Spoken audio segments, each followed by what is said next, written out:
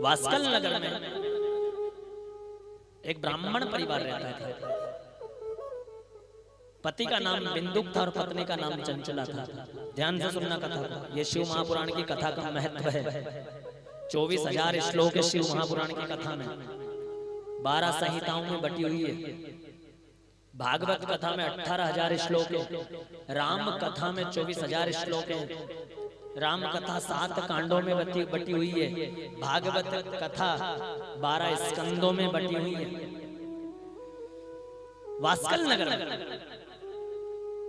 एक ब्राह्मण परिवार में पति पत्नी रहते थे। पत्नी का नाम चंचला और पति का नाम बिंदुक। जीवन में कई बार परिस्थितियां ऐसी आती है कि व्यक्ति गलत रास्ते पर चल पड़ता है, ना चाहते हुए भी, ना चाहते हुए। क्यों?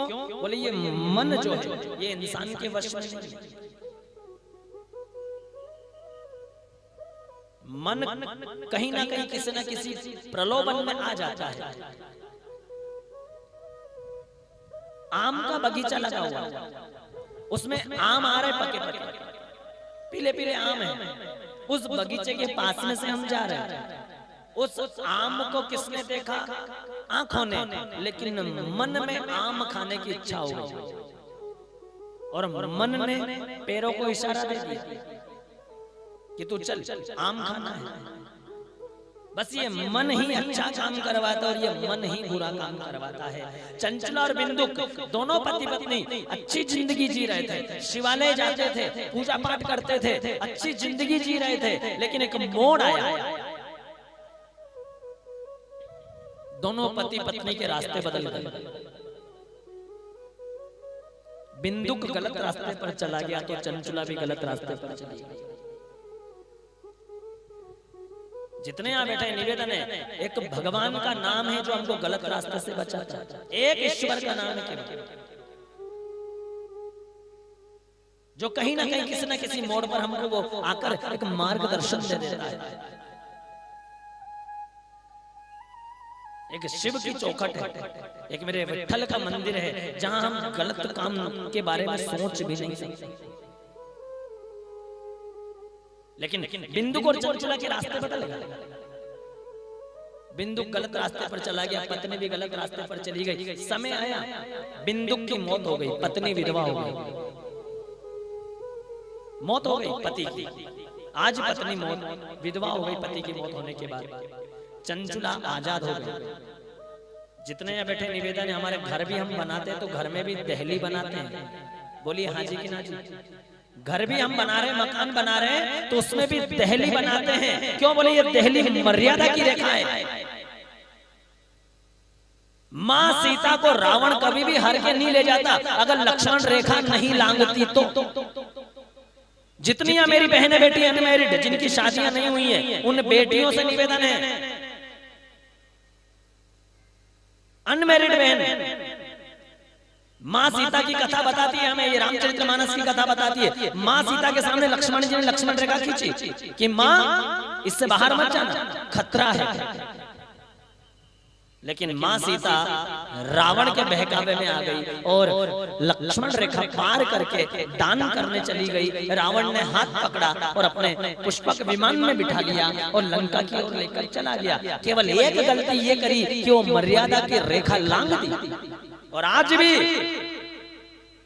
भी हमारी बहनें, क्षमा करना कई लोगों को बुरी लगेगी मेरी बात, पर आज भी हमारी बहनें मर्यादा की रेखाएं लांघ रही हैं। आज भी फेसबुक पर आधे कपड़े पहनकर फोटो डाल रही है, इंस्टाग्राम पर नई नई वीडियो बनाकर, गाने गाकर, लिरिक्स बोलकर वीडियो बनाकर डाल रही है। मुझे लाइक मिलेंगे, मुझे ये मिलेंगे। अरे दुनिया वालों की पसंद छोड़ो, महादेव ने जिस दिन पसंद कर लिया उस दिन दुनिया के लोग आपके पाँव में माथा टेकने आ जाएंगे।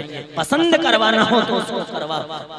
फेसबुक खोल कर देखो आप, कई आधे कपड़े वाली मिलेगी। इंस्टाग्राम खोल कर देखो आप, अंग्रेज भारत बिगाड़ कर गए थे, लेकिन आज अंग्रेजों के हाथ में माला है। वृंदावन कौन कौन गया? वृंदावन में देखना जाकर के अंग्रेजों की पत्नियों के माथे पे टीका है, हाथ में और भारत की बहन बेटियों के हाथ में सिगरेट है और चाय का गिलास है।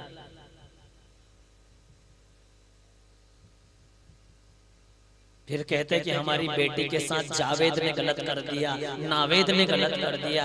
तेरी बेटी अन्न नहीं खाती क्या? हिंदुओं में कमी आ गई लड़कों की? हिंदुओं में लड़के नहीं है? जो मूवी बनी ना अभी तक केरला स्टोरी, एक बार देखना उसको, बहनों से निवेदन, एक बार देखना उसको, पता चल जाएगा कि सबसे ज्यादा सुरक्षित कहीं जगह है तो वो मेरे हिंदू सनातन धर्म में है, बाकी और कहीं नहीं। सबसे ज्यादा कहीं आजादी है तो मेरे सनातन धर्म में। पर इसका मतलब ये नहीं है कि हम अपने माँ बाप की दी हुई आजादी का गलत फायदा उठाएं।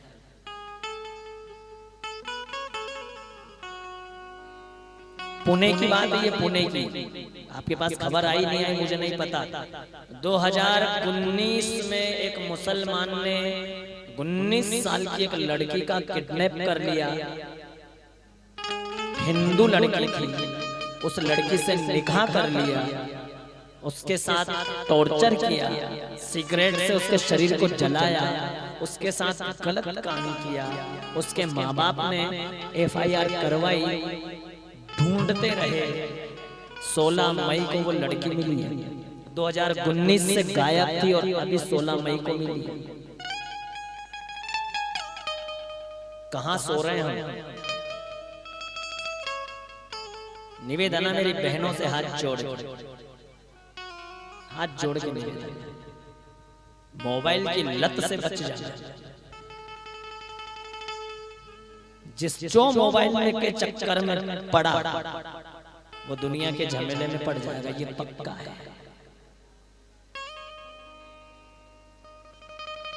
क्योंकि मोबाइल में अच्छी चीजें भी हैं तो बुरी भी हैं, पर व्यक्ति बुरी चीजें ज्यादा देखता है, ये ध्यान रखना।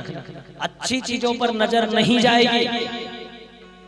निवेदन करूंगा, मेरी बात को अन्यथा मत लेना। एक मंदिर है, शिव का मंदिर है, मेरा महादेव विराजमान है, और महादेव के पास में एक सुंदर नारी खड़ी हुई है। व्यक्ति किसको देखेगा? बोलो बोलो बोलो। भगवान शंकर को नहीं देखेगा, ये पत्थर को क्या देखना, पड़ोस में देखो। बुरी चीजों पर नजर बहुत जल्दी जाती है।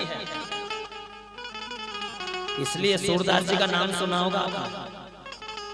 सूरदास जी ने, मेरे कृष्ण ने दर्शन दिए तो सूरदास जी को आंखें दे दी और आंखें देकर कहा, सूरदास अब तुझे दुनिया में अंधेरा नजर नहीं आएगा, तेरी आंखों की रोशनी दे दी।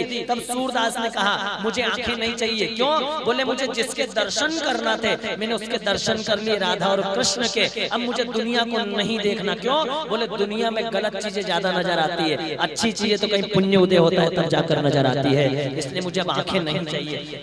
मना कर दिया कि मुझे आंखों की रोशनी नहीं चाहिए, मुझे जिसे देखना था मैंने उसको देख लिया।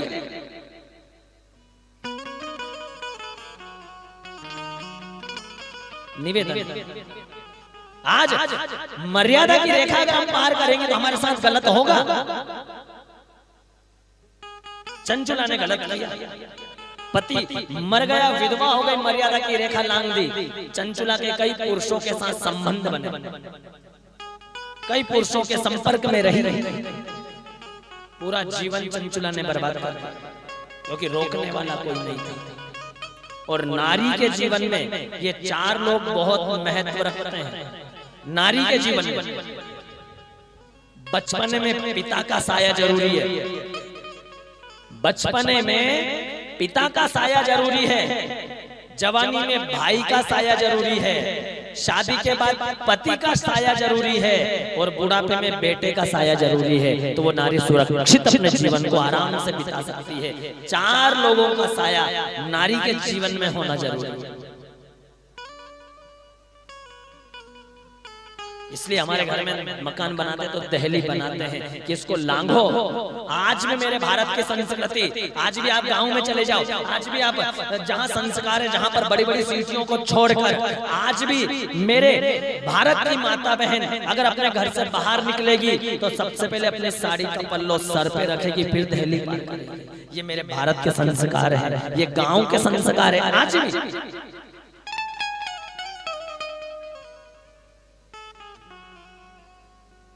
चंचुला बिगड़ गई, पूरी तरह से बिगड़ गई। क्यों? रोकने वाला कोई नहीं था, टोकने वाला कोई नहीं था। और आज के समय में जो ज्यादा रोक टोक करता है दुश्मन वही बनता है, चाहे वो माँ हो, चाहे वो बाप हो, चाहे वो भाई हो, चाहे वो पति हो, चाहे वो कोई भी हो। जो ज्यादा रोकेगा दुश्मन वही बनेगा।